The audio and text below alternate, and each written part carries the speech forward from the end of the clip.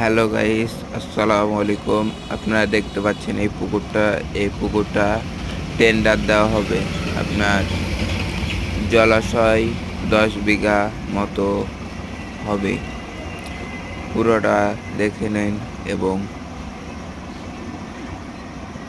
পুকুরটা নতুন খোঁড়া হয়েছে, আপনারা সবাই দেখে নিন।